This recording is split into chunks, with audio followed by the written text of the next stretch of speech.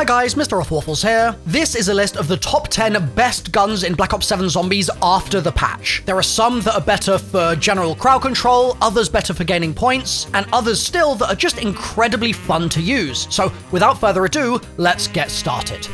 The Shadow SK. This one-shots zombies for basically the entire game, but the more impressive thing is that you can kill Xerxes in 3 or 4 shots super consistent. You just need to shoot off one of the beehives and that will expose a weak spot, and then you can super easily hit crits on that weak spot and it will die super fast. Now, as much as the gun does a ton of damage at base, it's so much better with the right attachments, like it's just gonna feel less sluggish. So my recommendation would be the following. I'd use it with tack stance, and this makes movement a lot easier and more fluid, and it's especially good if you keep a scope on it so you can switch between tack stance and the longer range for hitting the precision shots against Xerxes when they're spawning in far away. It's also worth unlocking the rapid fire attachment, in my opinion, to make it feel even more like a marksman rifle, and with a couple of smart augment choices, we can also make this feel even better. So Stamina Up's Stalker Augment to walk faster while aiming,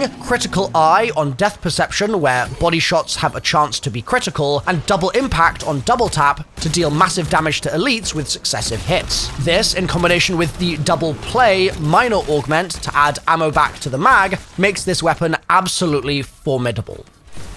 The XM325. At launch, there are only 2 LMG options in Black Ops 7, and LMGs are fun because they've got tons of ammo in the magazine, and firing hundreds of rounds into zombies is never not going to be a good time. We've seen this tons over the years, right? Like everybody going for that Dingo in Black Ops 3, or everyone going for that MG42 in World at War. Like there's a history of LMGs being some of the more powerful weapons in the game, and this particular one, the XM, you can equip a 70-round mag, or an 85-round mag, or a belt feeder that never has to reload, but it does come at the cost of overheating. So you've got a variety of options there, depending on your playstyle. It's got a super fast fire rate, and therefore, for fire mods, I wouldn't bother equipping rapid fire, but instead, I would use the 5.57 caseless FMJ for more penetration power, so you can penetrate through multiple zombies at once, and that will mean that you're just getting more bang for your buck for every bullet fired. This also has some augment selections that make it even better. It's still going to really benefit from Critical Eye on Death Perception, but Guns Up on Stamina Up is going to be really essential so you can sprint and fire at the same time. It makes this thing feel so much better. Then Classic Formula on Speed Cola is quite nice if you're using an extended mag, because you'll then reload even faster. And for Double Tap, I'd say Double Impact is good for successive hits, and the Double Play Minor Augment for ammo back to magazine on kill is also great. The M10 Breacher.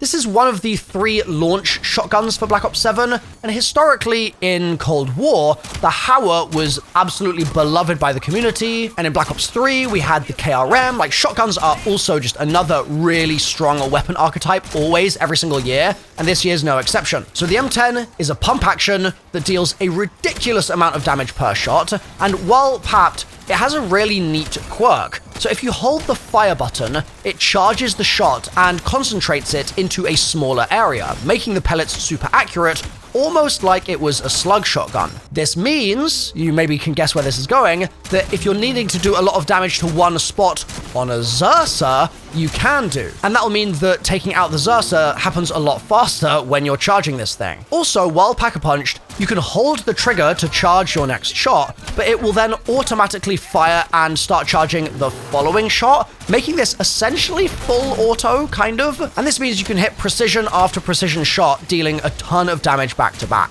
The only drawback is the slow fire rate, but when you're trading it for so much damage per shot, it means that if that's what you need in a given scenario, you really can't get better anywhere else. And also, a nice little bonus on this one is that you can add the Dragon's Breath attachment to do even more damage to Xerxes, making this an absolute bear-killing machine. The MPC. This is Black Ops 7's version of the MSMC. It's easily the best SMG in my view. It's got great damage, great mobility, as you'd expect from an SMG, but a not so great magazine size. So while it is the best SMG in the game, it does struggle to maintain a good damage output until you unlock some of the extended mags. Body shots are also really lacking on this one. It's just a problem with the SMG archetype. So it's imperative that you hit your headshots, but it can be improved a bit with augments. Critical eye on death perception once again, maybe double jeopardy on double tap for a chance to kill zombies instantly at low health, perhaps. Dead point on dead shot to deal bonus damage at point blank range, and you can also optionally feel like a movement god with dead heat, which increases your movement speed after you get a point blank kill, making this thing even more nimble.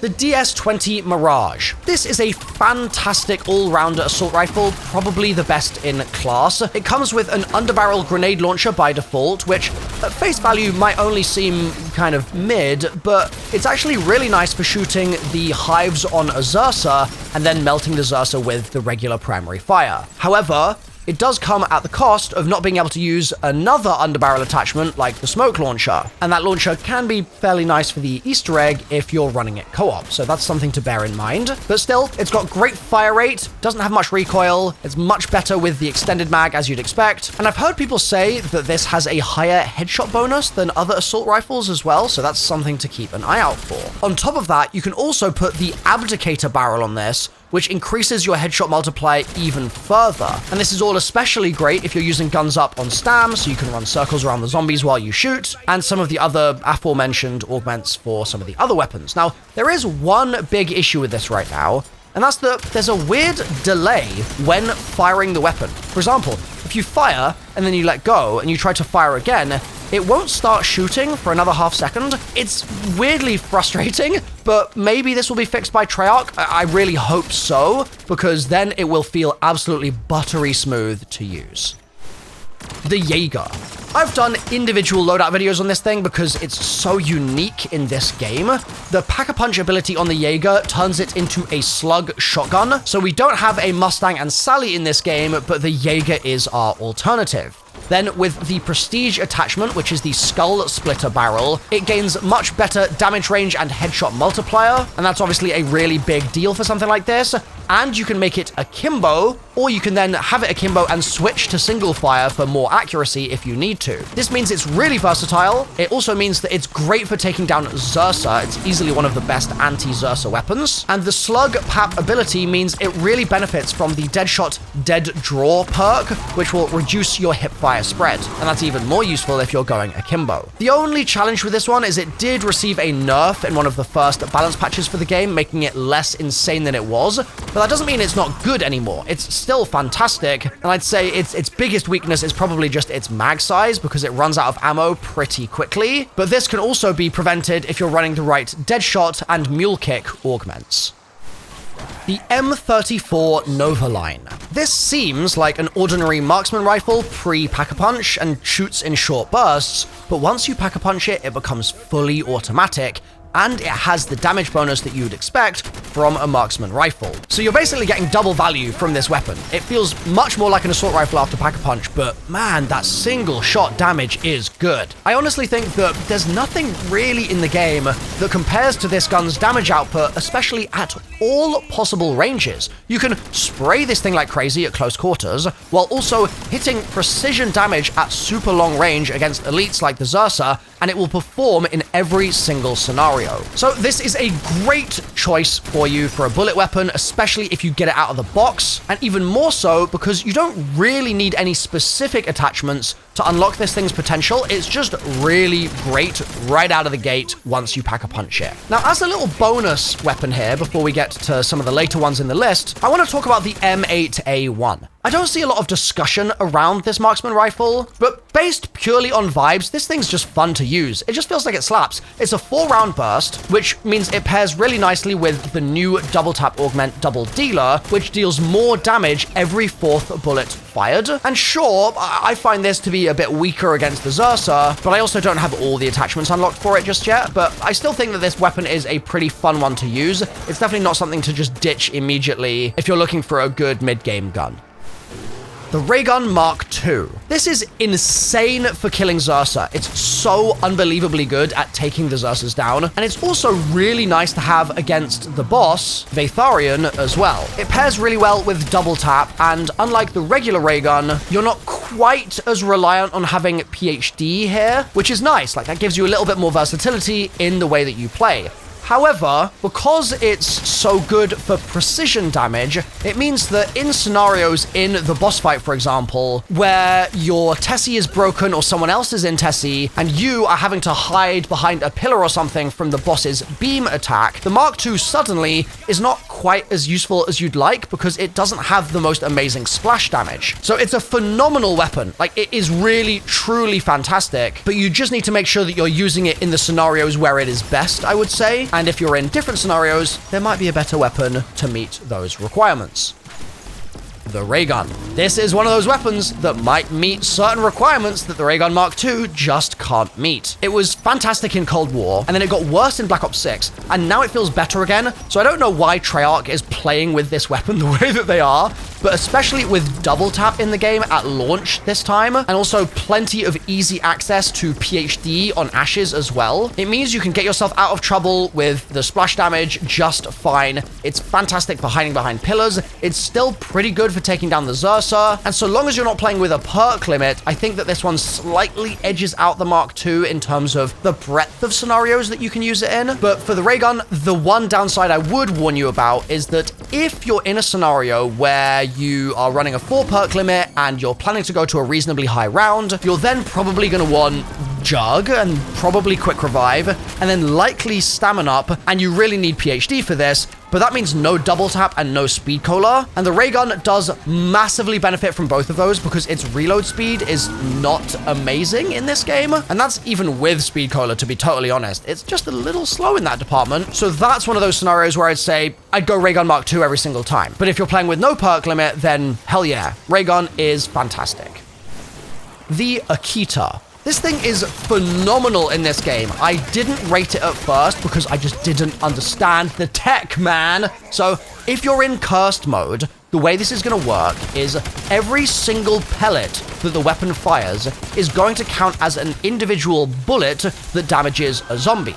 And what do we know about cursed mode? Well, it's the BO3 point system, and each hit on a zombie from a bullet gives you 10 points. So if you're dumping your mag of Akita pellets into zombies, all of those individual pellets are giving you 10 points, and that means this thing is a money printing machine. You can genuinely get 200,000, 300,000 points in just a couple of rounds. And that's not even at high rounds. That's like round 20. Like, it's absolutely unbelievable for point farming. But it does also have use outside of those scenarios as well. So it pairs really nicely with the Deadshot Augment Dead Point, which gives you bonus damage at point blank range. And you can also give it the Dragon's Breath attachment to deal bonus damage to Xersas as well. So with all of this said, you're probably seeing the connection here. It's quite like the Maelstrom in Black Ops 6, where it's more of a crowd control gun that is great with elite kills, but I wouldn't recommend taking it into the boss or using it for anything that requires range for obvious reasons. Still, the fact that this point farms the way that it does means that it just has to be super high on this list because there's nothing else in the game that can do what the Akita can do. It's insanely unique.